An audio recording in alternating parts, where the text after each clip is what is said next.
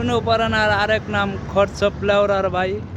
ভাই কিন্তু কাউরে ফলো করতে বলে নাই, তারপরও আমি ফলো করার চেষ্টা করছি। কারণ ভাই 3 মাসে 45 লক্ষ টাকা কামাইছে, সে টাকার লোভে পড়ছি। আমার মতো যারা যারা লোভে পড়ছেন তারা 6 মাস পর দেখবেন আপনাকে পুটকিতে ছাল নাই। আবারও বলছি, অনুপ্রেরণার লেওরার ভাই খরচপ ভাই।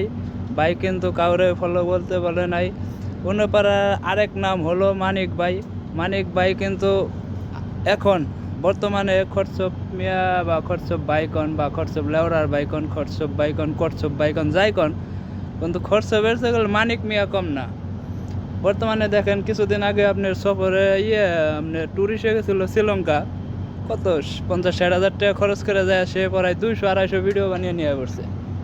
তো শ্রীলঙ্কার নয় এসে একটা টাঙ্গাইল একটা ভালো একটা প্রতিষ্ঠানে জায়গা কিনছে, আলহামদুলিল্লাহ, আরও কিনুক। কিন্তু সে এটা একটা বিদ্রোহী, মানে ফেসবুকে ঢুকলেই তাগো ভিডিও। একটা মানুষ এক মাসে কয়টা ভিডিও ছাড়তে পারে?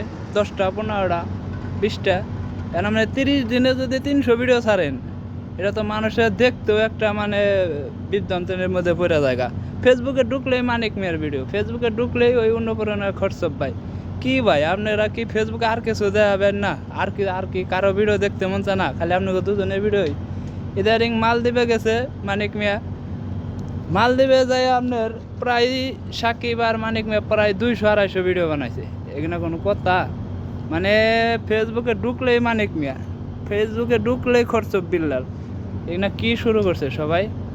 টাকা পয়সা ঠিক আছে, কামায় ঠিক আছে, কিন্তু একটা লিমিট তো থাকার দরকার ভিডিও ছাড়া। আর মানুষে ভিডিও ছাড়ে না, আর মানুষে ভিডিও ফেসবুকে ছাড়ে না, ইউটিউবে ছাড়ে না।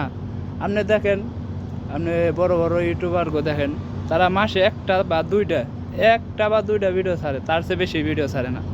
ঠিক আছে? তো এখানে প্রচুর রোদ গাইমে গেছে গিয়া।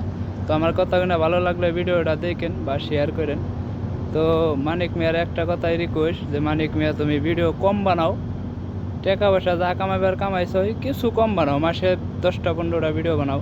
আঁকতে বানাও, মুততে বানাও, হুসতে বানাও, মামার বাড়ি যায় বানাও, ইন্ডিয়া